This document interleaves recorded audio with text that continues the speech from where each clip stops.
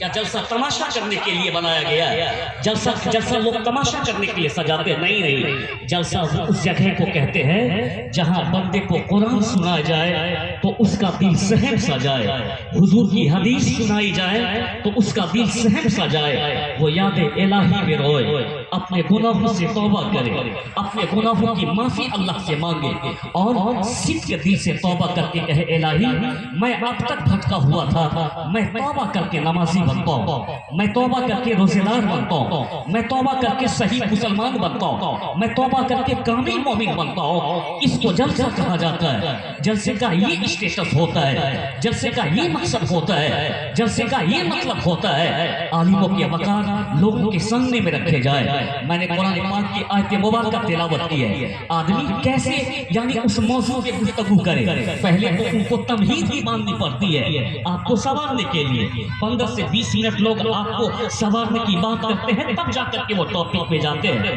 میں نے قرآن پاک کی ایک آیت مبارکہ تلاوت کرنے کا شرف حاصل کیا، زیادہ وقت میرے پاس نہیں ہے، خیر اب بھی جن کو بات سمجھ میں نہیں آئی ہے چھوڑ دیجئے، ہر آدمی اپنے حصے کا کام کرتا ہے، ہم اپنے حصے کا کام کر رہے ہیں، یہاں عالم دین اپنے حصے کا کام کر رہے ہیں، آپ بیٹھ کر کے اپنے حصے کا کام کر رہے ہیں، وہ اپنے حصے کا کام کر رہا، لیکن ناز کرے آپ اپنی قسمت پر کہ آپ اس وقت کسی بازار میں نہیں بھٹک رہے ہیں، بلکہ مصطفیٰ جان رحمت صلی اللہ تعالیٰ علیہ وسلم کی محبت میں مجلس نور میں آپ بیٹھے ہوئے ہیں۔ اللہ نے آپ کو توفیق عطا فرما دی دین کو سننے کی، دین کو سمجھنے کی، دین پہ عمل کرنے کی، اللہ نے عالم کی صحبت میں بیٹھنے کی توفیق آپ کو عطا فرما دی۔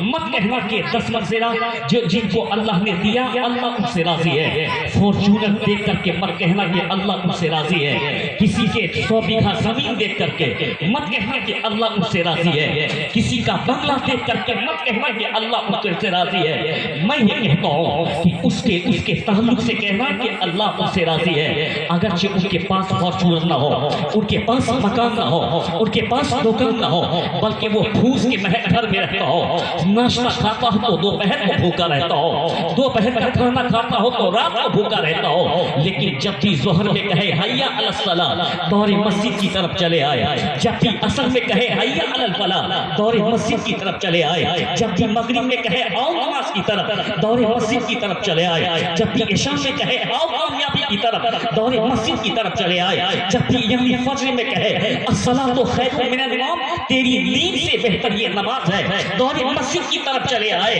اللہ جب بندے سے راضی ہوتا ہے بنگلہ نہیں دیتا ہے، فارچونر نہیں دیتا ہے، بلکہ اپنے گھر کا دروازہ کھول دیتا ہے اور جنت کا اسے حقدار بنا دیتا ہے آخرت کی دولت۔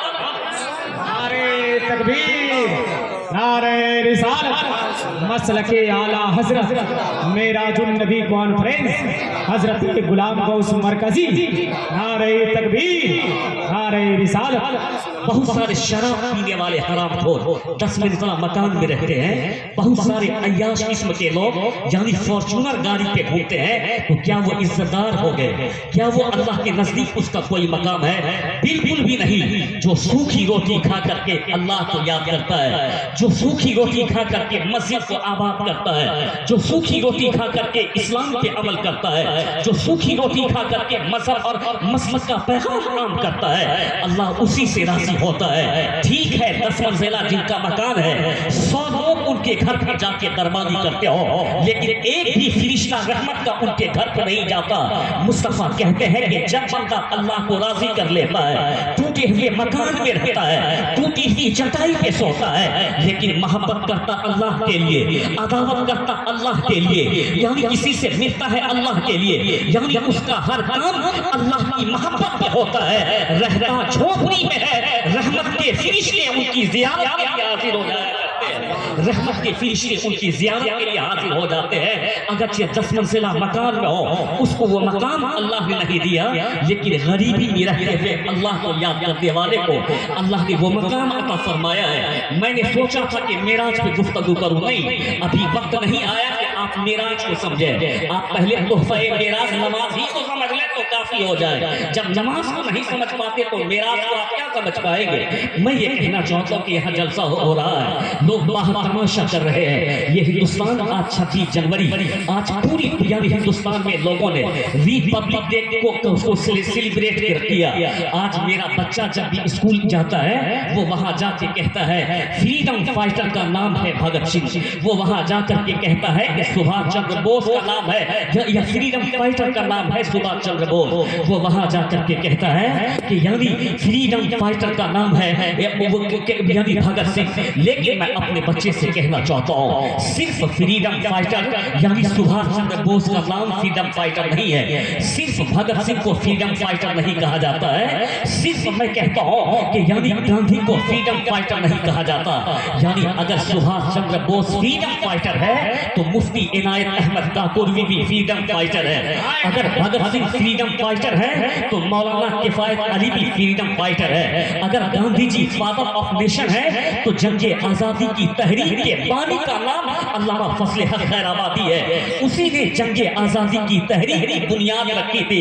میں یہ کہتا ہوں ان حرام خوروں سے, آج وہ حرام خور بھی مجھ سے سوال کرتے ہیں کہ تم اپنے دیش بھکتی کی سند مجھ کے دو, جن کے باپ دادا نے ایسٹ انڈیا کمپنی والوں کے ساتھ ایسٹ انڈیا کمپنی والوں کے ساتھ دلالی کی ہو, جن کے باپ دادا نے یعنی انگریزوں کی دلالی کی ہو, وہ مجھ سے سند مانگتا ہے. میں ڈنڈے کی چوٹ پہ کہتا ہوں, میں یعنی آن کیمرہ کہتا ہوں کہ تو دلالی کرنے والا مجھ سے سند مانگتا ہے. مجھ کو تو اپنا سند دکھا کہ تو دیش بھکت ہے یا نہیں. میری سند دیکھنا ہے تو لال قلعہ دیکھ لیجیے میری سند ہے. میری سند دیکھنا ہے تو تاج محل دیکھ لیجیے میری سند ہے. میری سند دیکھنا ہے تو جب قطب مینار دیکھ لے, یہ میری سند ہے. 26 جنوری 15 اگست کو خوبصورت سا نعرہ مسلم کمیونٹی کا بچہ دے کر کے کہتا ہے سارے جہاں سے اچھا ہندوستان ہمارا, ہم بلبلیں ہیں کی یہ گلشتہ.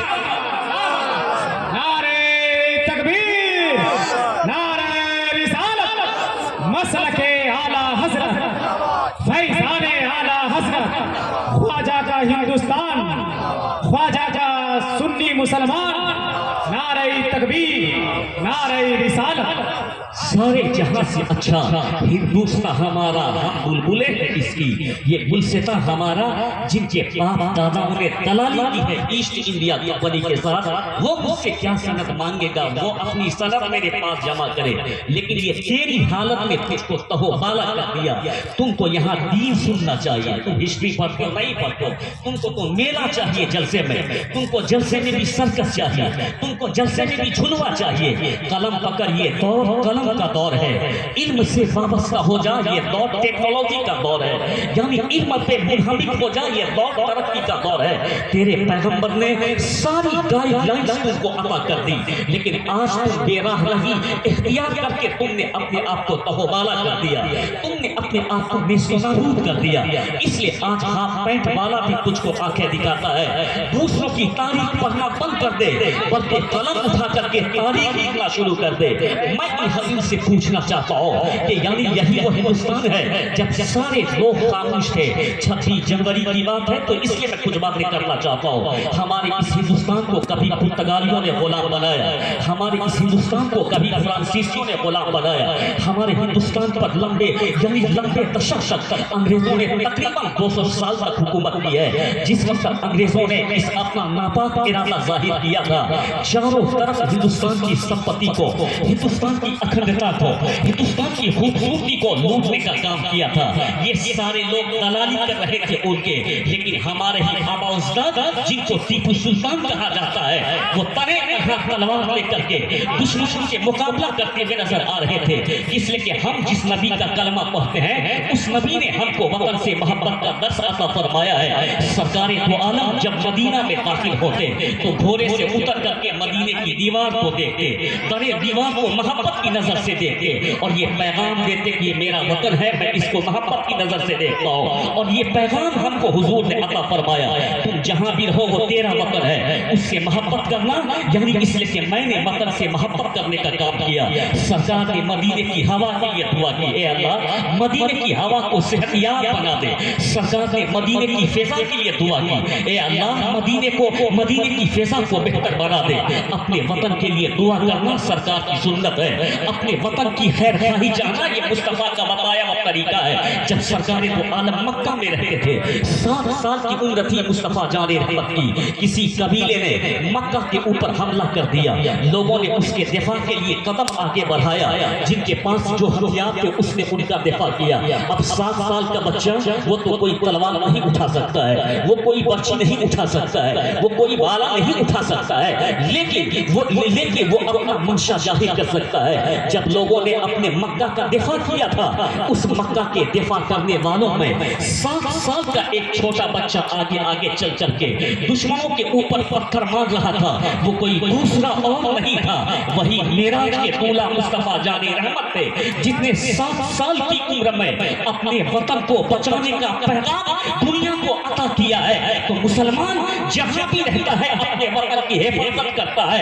مسلمان زمین کے اوپر بھی رہتا ہے وہ اپنے وطن پہ, یعنی ہم وہ مسلمان ہیں جب تک زمین کے اوپر رہتے ہیں وہ اپنے وطن کی حفاظت کرتے رہتے ہیں. جب ہم مر جاتے ہیں تو بلا وضو نہیں بلکہ باوضو ہو کر کے غسل کر کے ہم اپنے اسی ہندوستان کی مٹی میں دفن ہو جایا کرتے ہیں. اس قدر ہمارا رشتہ اپنے ملک سے مضبوط ہے. میں یہ کہنا چاہتا ہوں, دلالی کرنے والوں نے دلالی کی. بہت سارے راجا اور مہاراجاؤں نے اپنا بوریا اس طرح سمیٹ لیا. تنہا تھے ٹیپو سلطان جو کہ انگریزوں سے مقابلہ کر رہے تھے. انگریز کہتا تھا کہ جب تک میں ٹیپو سلطان کو ہرا نہیں دوں تب تک میں یہ نہیں کہہ سکتا کہ ہندوستان میرا ہے. ٹیپو سلطان تنہا مقابلہ کرتے گئے. بکنے والا بک گیا, یعنی بکنے والے بک گئے, لیکن ٹیپو سلطان اپنی تلوار چلاتے رہے. آپ کے کسی خاص مشیر نے کہا تھا کہ حضور اب تلوار چلانے کا وقت نہیں ہے, دشمن بالکل محل کے قریب ہے, اب وہ دشمن محل پہ قبضہ کرنے والا ہے. اب بھلائی اسی میں ہے کہ اپنی جان بچا لی جائے, اپنی جان بچا لی جائے. کیا کہا تھا ٹیپو سلطان نے, 100 سال گیدڑ کی طرح جینے سے بہتر یہ ہے کہ ٹیپو آج مرنے مجاہد کی طرح اپنے وطن کی محبت میں شہید ہو جائے. تو دوسروں کے ساتھ دلالی کرنا یہ تیری فطرت ہے. وطن پہ اپنے آپ کو مٹا دینا یہ مسلمانوں کی فطرت ہے. نعرہ تکبیر, نعرہ رسالت, مسلک اعلیٰ حضرت, فیضان اعلیٰ حضرت, علماء اہل سنت. حضرات محترم, بڑی شادمانی و خوشی کی بات یہ ہے کہ ہندوستان کا بڑا ہی مقبول اور محبوب شاعر ہے, شاعر اعظم ملک ہندوستان, کثیر نسات میں سے بنیادی پتھر آج اس فیصد میں موجود ہو چکے ہیں جن کی آنکھیں کوہ نور کا ہیرا بے تنگ ہے. نسل اور گیتوں کا بیداد بادشاہ کہے جانے والا شاعر اعظم ملک ہندوستان حضرت شہادت رضا حبیبی صاحب کو الحمدللہ ہم مصطفیٰ کے غلام ہیں. ہم کل بھی اپنے وطن کے لیے سینہ سپر تھے. اپنے لہو اپنے خون کا ایک ایک قطرہ دے کر کے ہم نے اس گلشن کو ہرا کیا. ہم کرائے پہ نہیں رہتے ہیں بلکہ ہم نے ہندوستان کو آزاد کرایا ہے. تب ہم اس حق کے ساتھ اس ہندوستان کی مٹی پہ رہتے ہیں. ہم نے ہندوستان کو آزاد کیا, ہم نے ہندوستان کی گلشن کو سجانے کا کام کیا. بات دور نہ چلی جائے, میں نے موقع سے یہ بات رکھنی تھی. میں آپ کو یہ کہنا چاہتا ہوں, میں نے قرآن پاک کی آیت مبارکہ تلاوت کرنے کا شرف حاصل کیا. اللہ کیا کہتا ہے, وَالنَّجْمِ إِذَا هَوَىٰ, اس چمکتے ستارے محمد کی قسم جب معراج سے آپ اترے. یعنی اللہ نے اس آیت مبارکہ میں آسمان کا تذکرہ فرمایا ہے, اس لیے کہ بلندی سے اترا جاتا ہے. یعنی لوگ کہاں سے اترتے ہیں, بلند جگہوں سے اترا جاتا ہے, اور آسمان بلند ہوتا ہے اس سے اترا جاتا ہے. اس آیت مبارکہ کی روشنی میں آسمانی معراج کا پتہ چلتا ہے. جیسے اس آیت پاک میں اللہ نے فرمایا, سبحان الذی اسریٰ بعبدہ لیلا من المسجد الحرام الى المسجد الاقصى الذی بارکنا حولہ.